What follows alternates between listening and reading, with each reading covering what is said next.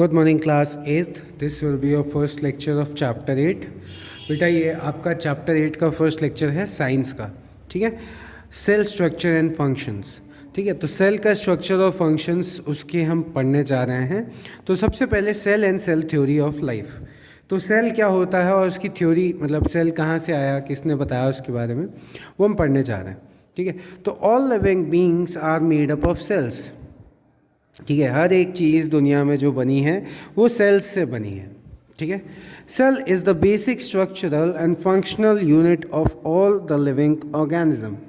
तो सेल क्या है, आपका बेसिक फंक्शनल यूनिट है। ठीक है, functional unit of all the living organism. That is why cells are also called as the building blocks of the body. इसी वजह से हम सेल को building blocks of the body भी कहते हैं। ठीक है, बेसिक स्ट्रक्चर है, मतलब बेसिक यहीं से स्टार्ट होता है, सेल से। It is just like the bricks which are use to make a building. तो सेल्स जो हैं उनको कंपेयर किया गया है यहाँ पे ब्रिक्स के साथ। मतलब जैसे ब्रिक्स की ज़रूरत होती है वॉल बनाने के लिए, वैसे ही सेल की ज़रूरत होती है बॉडी बनाने के लिए। ठीक है, human body is made up of millions and millions of living cell. तो human body millions of millions, मतलब बहुत सारे मिलियंस, मतलब ये समझ लो अरबों खरबों अरबों हमारे सेल्स हैं बॉडी में, जिनकी हेल्प से हम जिंदा हैं। ठीक है, तो रॉबर्ट हुक, ठीक है, Robert Hooke in 1665 used a simple microscope to observe the slices of cork obtained from the bark of a tree. तो रॉबर्ट हुक एक साइंटिस्ट थे, उन्होंने 1665 में सबसे पहले हमारे जो माइक्रोस्कोप का यूज़ करके सेल्स का पता लगाया था। ठीक है, मतलब सबसे पहले इन्होंने सेल्स के बारे में पता लगाया था इन 1665। कौन थे ये? Robert Hooke. ठीक है, सिंपल माइक्रोस्कोप से इन्होंने जो slices of cork, as in cork होती है ना, जिससे लकड़ी का वो ढक्कन है ना, तो स्लाइसेस ऑफ कॉर्क से इन्होंने उसको ऑब्जर्व किया। ठीक है, जो कि ट्री से बना हुआ था। तो ही ऑब्जर्व्ड सम हनीकॉम्ब लाइक स्ट्रक्चर्स। तो जब ऑब्जर्व किया तो इन्होंने देखा कि कुछ स्ट्रक्चर्स बने हुए हैं उसके अंदर, विथ कंपार्टमेंट्स और boxes separated from each other by a wall और पार्टीशन। फिर देखा इन्होंने कि भैया बॉक्सेस बने हुए हैं। ठीक है, हनीकॉम्ब की तरीके का एक स्ट्रक्चर बना हुआ है जिसमें बॉक्सेस हैं। उन बॉक्सेस को अलग अलग किया गया है with the help of wall और पार्टीशन, मतलब किसी तरीके से उनको अलग अलग कर रखा है। ठीक है, उसके अलावा Hooke name these compartments cells. तो हुक ने ही सबसे पहले इनको नाम दिया था सेल्स का। ठीक है, but the cells that he observed were actually the dead cells in the कॉक। ठीक है, तो जब इन्होंने जो सेल्स को ऑब्जर्व किया वो डेड सेल थे। ठीक है, क्योंकि वो लकड़ी कटी हुई थी, कटी हुई लकड़ी से ही तो बेटा ढक्कन बनता है, तो वो जिंदा सेल नहीं था। उन्होंने डेड सेल को ऑब्जर्व किया था और नाम दिया था सेल।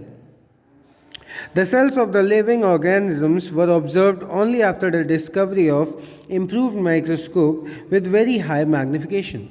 उसके बाद जो सेल्स एक्चुअल में हमारे अंदर हैं, मतलब कि लिविंग सेल्स, उनको ऑब्जर्व करने के लिए, ठीक है, तो उनको ऑब्जर्व करने के लिए हमें बहुत ज़्यादा एडवांस्ड तरीके के माइक्रोस्कोप लाने पड़े, उसके बाद ही हम उन्हें ऑब्जर्व कर पाए। ठीक है, फिर आ जाता है सेल थ्योरी ऑफ लाइफ, कि सेल थ्योरी क्या है। ठीक है, तो in 1838 two German biologist Matthias Schleiden and Theodor Schwann presented the cell theory of life. तो 1838 में सबसे पहले हमारी सेल थ्योरी आई थी। ठीक है, एक मैथियास एंड दूसरा थियोडार, इन दोनों साइंटिस्ट ने सेल थ्योरी दी थी। ठीक है, तो the major points of the cell theory are given below.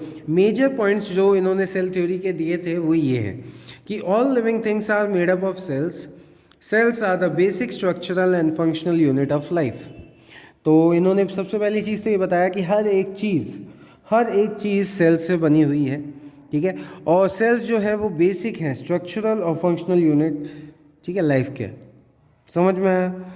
उसके बाद है new cells are formed from pre existing cells by their division. ठीक है, तो नए सेल कैसे बनते हैं? जब वो पुराने जो सेल थे उनके डिवीजन से बन जाते हैं।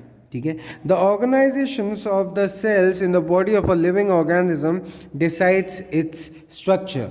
तो सेल्स अरेंज कैसे हैं किसी की बॉडी में, उसके हिसाब से पता चलता है कि उस बॉडी का स्ट्रक्चर कैसा होगा। ठीक है, सेल्स के अरेंजमेंट से हमारा बॉडी का स्ट्रक्चर भी डिपेंड करता है। The function of an organism depends on the way the cell works और द फंक्शन दे परफॉर्म। अब जैसा कि सेल का फंक्शन होता है उसी के हिसाब से आपकी बॉडी के भी या फिर ऑर्गेनिज्म के भी उसी तरीके के फंक्शन है जिस तरीके का उनका जो सेल है उसका फंक्शन होगा। ठीक है, the word cell comes from the Latin word cellula meaning a small room. ठीक है, सेल्यूला से ये वर्ड आया सेल। फिर आ जाता है बेटा नेक्स्ट टॉपिक आपका माइक्रोस्कोप की माइक्रोस्कोप्स की हेल्प से हमने देखे थे ये सेल्स। तो इस लेक्चर में आपका बस इतना ही। Thank you class.